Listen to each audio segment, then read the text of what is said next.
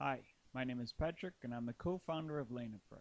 Just a reminder, if you like this video, please hit the like button and subscribe. On today's LP Minute, I'm going to talk about non-solicitation of personnel restrictions in commercial contracts. These terms often say a party cannot solicit or hire the other party's employees, but by accepting them, a sales or procurement team may inadvertently lay a trap for their HR colleagues.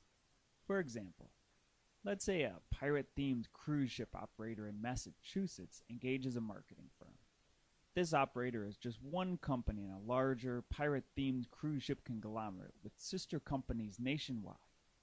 The contract says this operator and its affiliates cannot solicit or hire the marketing firm's personnel for the next 2 years. A year later, after the contract is ended, the operator's affiliate in Georgia puts out an internet employment ad seeking to expand its in-house marketing team. And of course a key employee from the marketing firm applies and gets hired, because Georgia has amazing peaches. And an amazing peach is impossible to resist. The marketing firm can now bring a claim for breach of contract against the operator in Massachusetts.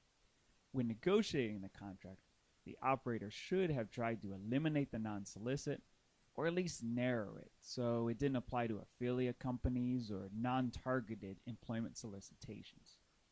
This has been your LP Minute, which has hopefully been helpful but is not legal advice. Watch a few more, hit the like button, and download more software. Thanks.